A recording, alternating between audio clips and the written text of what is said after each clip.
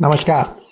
होलाष्टक अपने आप में एक बहुत ही ज़्यादा तीव्र दिन की एक तरीके से एक समय है। ऐसा समय है जब हम अपने आप को पूर्ण रूप से रूपांतरित कर सकते हैं।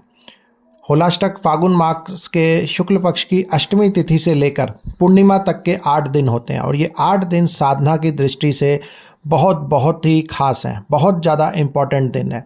और इन दिनों में हम कोई सी भी साधना अगर लेते हैं तो हमें उसमें पूर्ण सिद्धि मिलती ही मिलती है।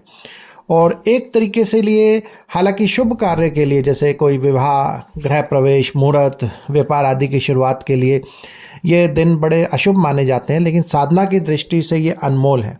ये जीवन के वो क्षण हैं जिसमें हम कुछ भी प्राप्त कर सकते हैं, क्योंकि काल का महत्व है और काल के अंदर कुछ ऐसे क्षण होते हैं जिसमें हम कुछ भी बहुत शीघ्रता से प्राप्त कर सकते हैं।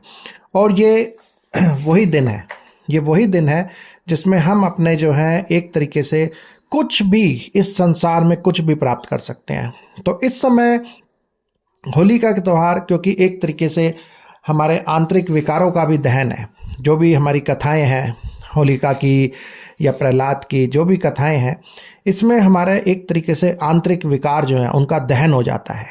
अब आंतरिक विकार क्या है? हमारे पूरे साल भर किसी से झगड़ा, घर वालों से या रिश्तेदारों से, इधर उधर से एक मानसिक अवसाद रहता है। तो ये एक ऐसे दिन है जब हम अपने सारे संस्कारों को दहन करते हैं उस होलिका अग्नि में। इसीलिए होलिका की अग्नि पे उतारा किया जाता है और अगले दिन जो होली उत्सव होता है उसमें हम पूरे एक तरीके से मन को फ्री करके खेलते हैं। जैसे हम लोग बोल देते हैं कि हुड़दंग है या मस्ती में झूम रहा है, वो भी ज़रूरी होती है, क्योंकि एक तरीके से ख़त्म कर दिया, खाली कर दिया अपने आप को। जो भी एक साल तक हमने कचरा भरा अपने अंदर, अवसाद भरे, मानसिक अवसाद भरे, वो सारे के सारे खाली हो जाएं। क्योंकि ये एक ऐसा त्यौहार है जो अपने को पूरा शून्य करने का, अपने को जलाने का त्यौहार है, अपने आंतरिक विकारों को जलाने का विकार है। और ये एक ऐसा त्यौहार है, ऐसा समय है जिसमें हम अपने पुराने कर्मों से मुक्ति प्राप्त कर सकते हैं। और साधना में गहराई में जाने का, कोई हम साधना कर रहे हैं, कोई सी भी, चाहे हम नई कर रहे हैं या पुरानी हमारी कोई साधना है, इन दिनों में अगर हम इसकी शुरुआत करते हैं तो एकदम से उसकी गहराई में जाने का यह पुण्य काल है। इन दिनों में अगर हम जितनी साधना कर लेंगे उतना ज़्यादा हम जो हैं अपने आप में एक तरीके से पूर्णता के रास्ते में बढ़ जाएंगे।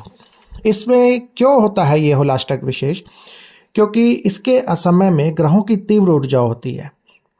इस समय ग्रहों की स्थिति कुछ ऐसी होती है वायुमंडल में, इस ब्रह्मांड के अंदर, जो बहुत उथल पुथल वाली स्थिति होती है। एक तरीके से कॉस्मिक एनर्जी बहुत वाइब्रेंट होती है। इसमें नेगेटिव एनर्जीज भी बहुत ज़्यादा हाई पे होती है और पॉजिटिव एनर्जीज भी बहुत हाई पे होती है। एक तरीके से ये भी कह सकते हैं आयाम, जो अलग अलग आयाम हैं जिन्हें हम पोर्टल्स कहते हैं, ये इस समय खुल जाते हैं तो हमारे को बहुत जल्दी सिद्धि मिलती है। लेकिन अगर हम इसका साइड इफ़ेक्ट, नेगेटिव पॉइंट देखें तो इस समय तंत्र मंत्र भी बहुत होते हैं, क्योंकि वो भी बहुत ज़्यादा जल्दी असर करते हैं।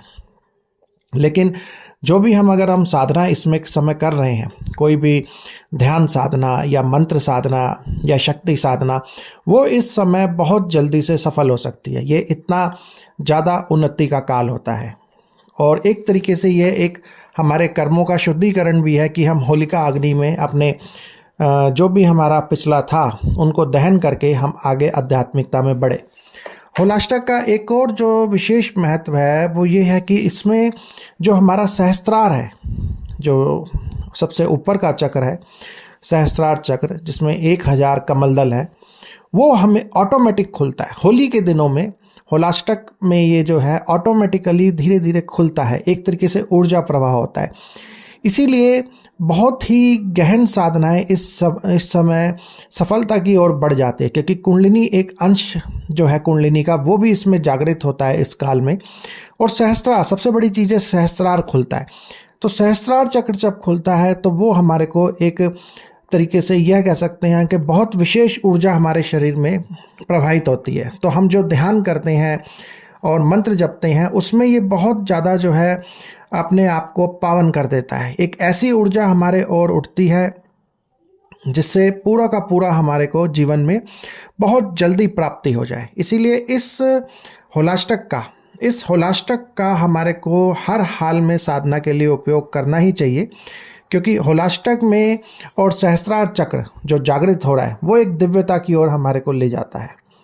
और इस ऊर्जा को जो हमारे को सहस्त्रार से मिल रही है, अगर हम इस ऊर्जा को साधना में उपयोग कर लेते हैं तो वो हमारे को साधना की भी बहुत ज़्यादा ऊंचाइयों में वो हमारे को ले जाता है। इसीलिए इस होलाष्टक का हमें साधना के लिए ज़रूर प्रयोग करना चाहिए।